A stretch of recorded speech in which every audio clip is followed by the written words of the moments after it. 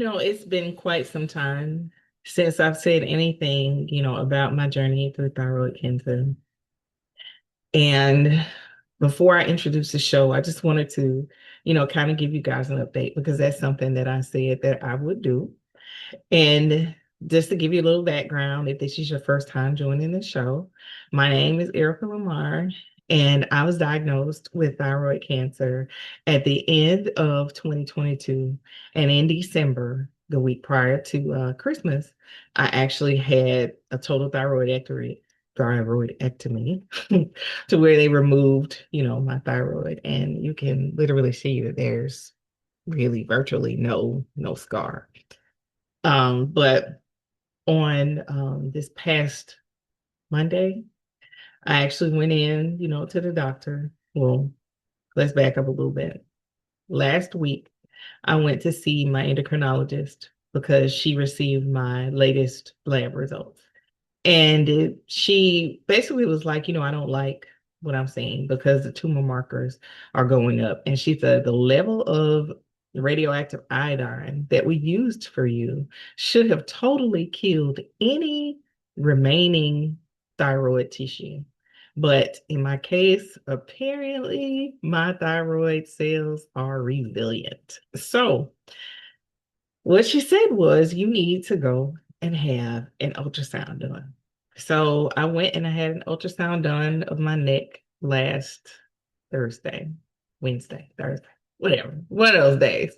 Well, it came back that the lymph nodes around, that area in my neck, not in the actual thyroid bed, but the ones, on the outside and that are lower, like near the collarbone, um, they were suspicious.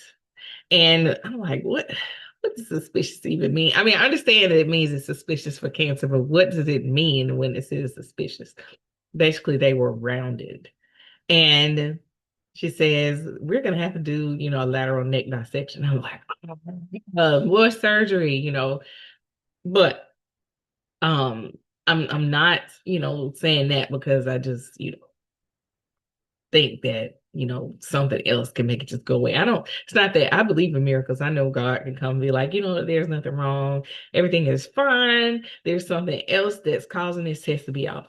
But I'm saying that because something else that I have is called factor five Leiden. And anytime that I have any type of surgery, you have to stop taking your blood thinners.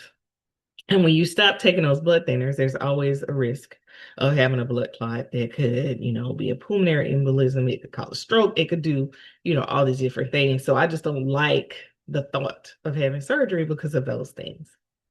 Anyway, I go in. Well, this was the day before yesterday. I went in and I saw the general surgeon who performed the surgery, my total thyroidectomy. And she was looking at me, she was like, it doesn't even look like you had surgeries. Like you don't have a scar at all. She was like, it looks like a normal line, that's in your skin. And she was like, how do you feel? And I was like, I feel fine. She was like, you don't feel tired or anything? I'm like, no, I don't feel, any of that. And I said, so, you're supposed to be telling me I'm having a lateral neck dissection. She was like, oh no, I'm not telling you that. She said, I'm gonna tell you to lay back and let me check your neck first. So she's checking it and she tells me that, these lower two lymph nodes are the ones that they're, concerned with. And she's rolling, doing the ultrasound and she's checking everything. And she's like, yeah. So we're gonna do a fine needle aspiration, biopsy. So that is the next course of action. So I asked her, I was like, so what happens if, that comes back weird? And she was like, well, you'll have the lateral neck dissection. And I said, well, if that doesn't work, then what happens? She was like, oh, well, that should clear it up. She's like, but if it doesn't, then we probably will have to do another round of the radioactive, iodine. And I was like, well, darn, if it was resilient the last time, what's going to keep it from being resilient this time? She was just like, well, there are other, procedures. She said, but we're not even going to look that far ahead. She said, because I believe that, this can be taken care of with just taking the lymph node. And I was like, okay, I'm good with that, but at the same time, I am praying like I have never prayed before that when they do this fine needle aspiration biopsy on Monday, that everything comes back, clear, and that there was a mistake, in the lab or something. This is my hope. This is my dream. So I need y'all to hope, dream, pray, ask for favor and everything on my behalf because I am just not looking forward to, having any type of surgery. I'm just really not. But I know it could be worse. I know I could be sitting here today telling you all that it has spread throughout my body and, they're giving me so much time left, but that is not my story. And I am not claiming that. I am not speaking that. I am just telling you where I am right now. And all they're trying to do is take out these lymph nodes because the numbers are still extremely low, compared to what it would be if it has metastasized. It's not high. This is more of a precautionary measure because the numbers are rising. So with cancer, if you see numbers rising, I suggest that you do what you can do now to take care of it. Don't wait. Don't let it just continue to rise and spread because that makes it harder, to really contain and to eradicate. Because once it starts spreading, you don't know how it's spread. It could be through the blood. It could be, in your bones. It could be just, cells multiplying. It could be all sorts of different things. And if they tell you it's confined in an area and they need to take something out, let them take it out. All right. So let's go back to today's episode. But before we go back to the episode, this is Embracing the Fight, a podcast designed to help normalize the conversation surrounding physical and mental health issues and concerns. And it's a platform that allows you to come on, share your testimony, share your trials, your tribulations, so you can help yourself, one, get through it, if you're still going through it. Two, to celebrate with others because you've been through it, or to provide information to those who have no idea what it's going to be like when they walk in your shoes. Now that I've gotten the business of that out the way, I still want to ask if there is anyone out there who would love to be a guest on Embrace and Fight. If you would, please send me an email to operations@diversitydesign.com or check the show notes, click the Calendly link, and set up a time to do the actual episode. All right, so now that I've gotten all the business out of the way, let's talk about, today's episode. And today's episode, what I really want to focus on is walking in your purpose. So, for the past few weeks, I have been going live on Facebook and I've been giving midday, morning, night, afternoon, like 5 to 10 minutes, sometimes 15 minutes of encouragement to help people to do something about whatever it is that they're dealing with. So a lot of people, don't understand and don't know the power of walking. And walking does many different things. So every day for the past few months, because I did a 5K and I did that without training, which was a horrible idea because my body felt terrible for the next few days. So after that, I started to walk, run. But now I'm, having a little bit of problem with my left foot. So all I can do is walk.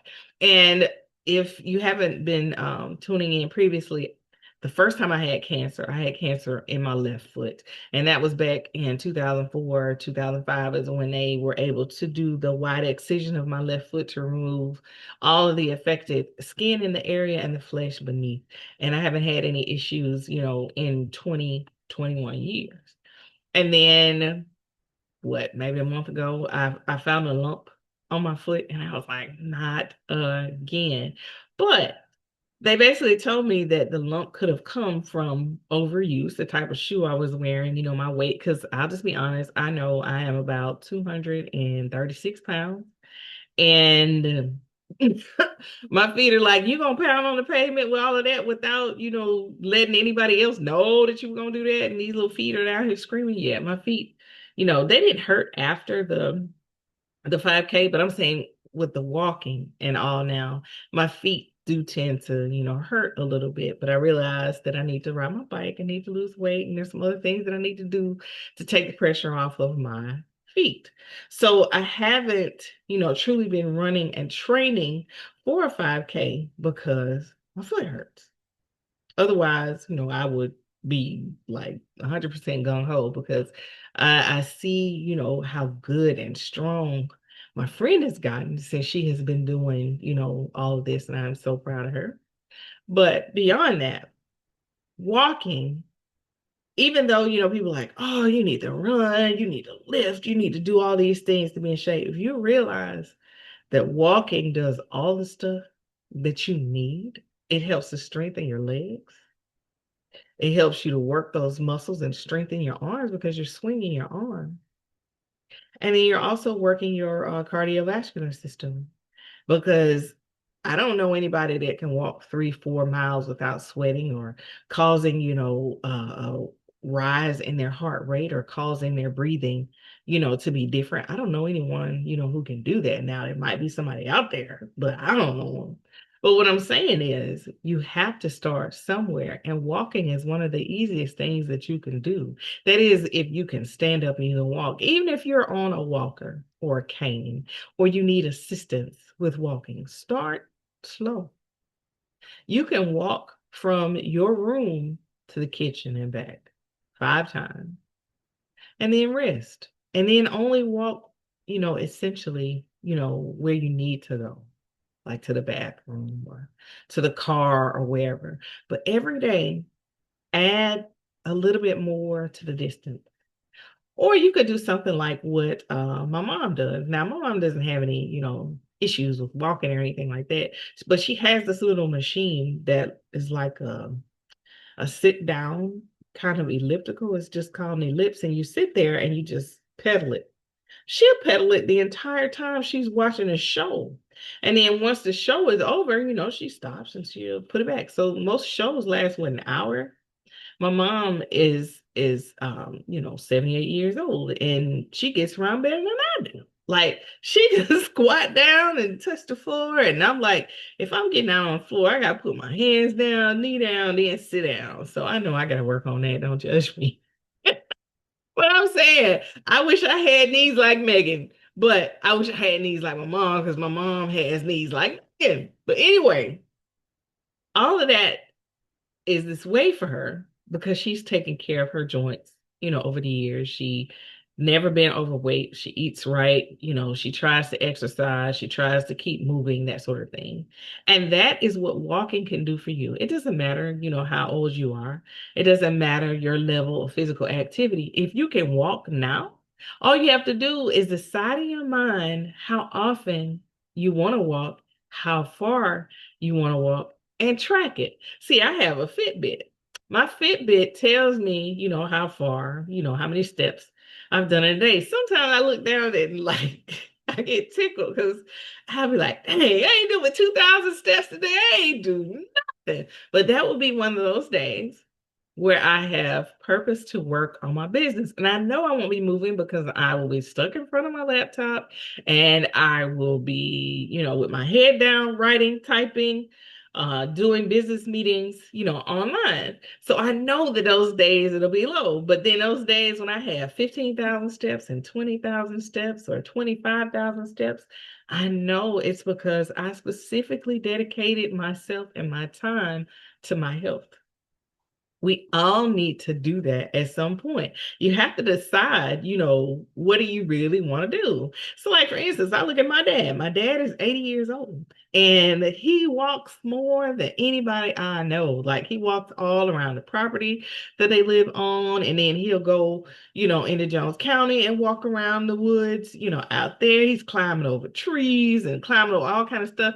And I made a mistake, of trying to chase behind him and follow him. And I was like, oh my gosh. And I wore white pants. Yeah. I think that was the worst part of it because it wasn't that he was totally outrunning me, even though he was, outrunning me because he knew where he was going. And I was looking down for snakes and stuff like that. But I had on white pants. And when I got home, I was like, what did he do to you? Because it looked like I fell and somebody drug me in the mud. But anyway, I'm saying all that to say this. He knows the importance, of walking, of the cardiovascular health. My parents both do. And they try to eat as much as they can out of the garden that they have at home. They grow their own vegetables. And, they'll get meat and stuff like that from the store, but they don't eat meat every day. They don't eat eggs every day. But every day they will have at least 2 to 3 vegetables, and they'll have several servings, of fruit. They drink a lot of water. They drink a lot of milk, things of that nature. Well, my mom drinks milk. My dad drinks, the like almond milks and stuff because, you know, cow's milk causes him to have, issues with lactose intolerance. But anyway, at their age, they still know and they still believe that they can live a healthy, unassisted life. And it's proof in the pudding because they still drive, they still do everything, that they want to do under the sun. And it's not even, how like you'll see people out and you feel sorry for those people, like, dang, somebody should have took their grandma, or somebody should have took their mom to the store, somebody should have just picked stuff up and brought it because people can barely see over the wheel because they're so bent over, or they look like they're so tired, but it has to be done because they have to live, they have to eat. And my parents are not that way. My parents, when people see them, they're like, oh, your parents cannot be in their 70s and 80s. That's not possible. And I was like, well, if they're not, and I'm almost 50, they, they got some explaining to do. But I said all that to say this. If you start walking now, you can change how your body feels, you know, how you actually move later in life. I know I've had knee surgery, but guess what? Since I've been walking and riding my bike, and of course taking my Love Biome, my knees, it's just like we don't really hurt. We're just not that flexible. We can't just stay squatted down for long periods of time. We're not as strong as we could be. But that's something that I'm working on. So then there's a flip side to this thing about walking, not just physically walking. Think about all the things that you've ever dreamed of, all the purpose that is inside of you, everything that you've ever imagined in your dreams, but it never made it out of your dreams, or it never made it out of your mind onto a piece of paper. It's never been a discussion. It's never been, anything but a beautiful thought, a beautiful dream. So I started thinking about that. I was like, you know what? I want to do so many different things. I want to try so much stuff, and I want to do this, and I want to do that, and I want to help people. But the thing is, it has to get past a want to a walk. You have to walk into your season. You have to walk into your purpose, because as long as you're sitting on it, it's not happening. There is something special and wonderful that was designed just for you to do. But in order for you to do it, you have to walk. So I noticed that in this season of my life that God has been bringing so many different, people to me. He has shown me, people who had absolutely nothing, and they took the time to study a thing and make it come to reality because they walked toward it. They knew that they had to take care of their family. They knew that they had to take care of themselves. They knew they had bills. They knew that there would be a potential that they would need health insurance. And there was nobody coming to save them, no one coming to rescue them. A lot of people don't walk toward their favor because they have a safety net.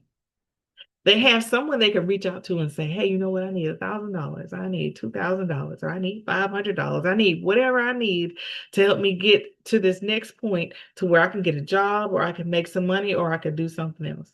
But what happens when God closes the door to those businesses because he wants you to walk in your purpose? So I can tell you a little bit about that. because that is what I am experiencing at this very moment. I know that He is allowing me the opportunity to heal. So let me talk about that a little bit. You realize that when you're going through a lot in your life, that the adrenaline in your body masks the pain and everything else that your body is going through. Like when you're stressed out and you're angry and things are going on with you at work, if you have cancer, if you have high blood pressure, if you have all these other illnesses, your body masks it as something else.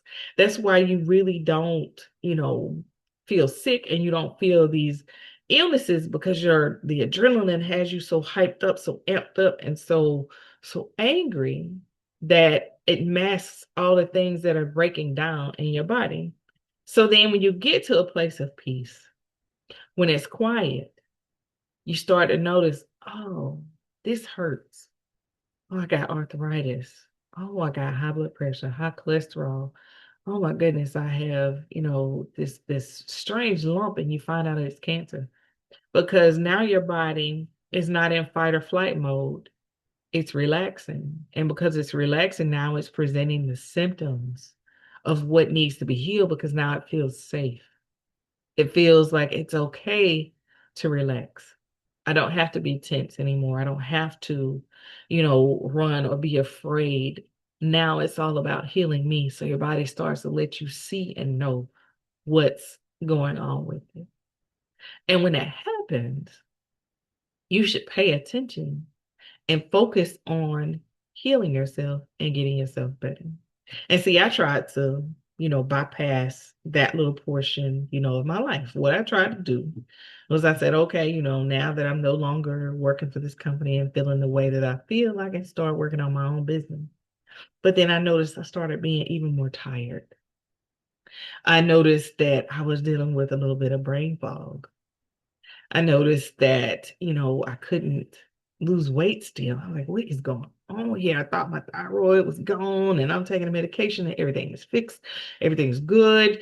And I started noticing other things. And then when I went to the doctor and the doctor started telling me all the stuff, that I was, sharing earlier, it was like, dang, I thought all of that would be gone, by now. But it wasn't. It was time for my body to heal because I was no longer in a place of stress.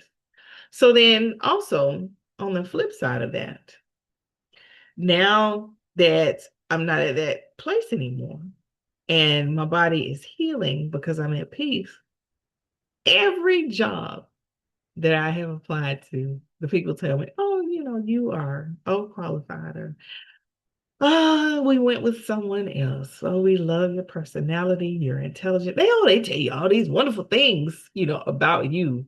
But then when they don't choose you, it's just like, okay, whatever. They don't choose me. I'll go to something else, something else, something else. And then after a while, I said, wait a minute, God, what would you have me to do? And it was clear as day. He basically told me to walk in my purpose. And I'm saying, oh, Lord, what is my purpose? What do you want me to do? And all my life, I wanted to do nothing but help people. I didn't care how, I help. I wanted to help build them. It could be homeless people. It could be unwed mothers. It could be children, struggling with diseases. It could be whatever. I just wanted to help everybody. But God was like, no, you got to narrow this thing down.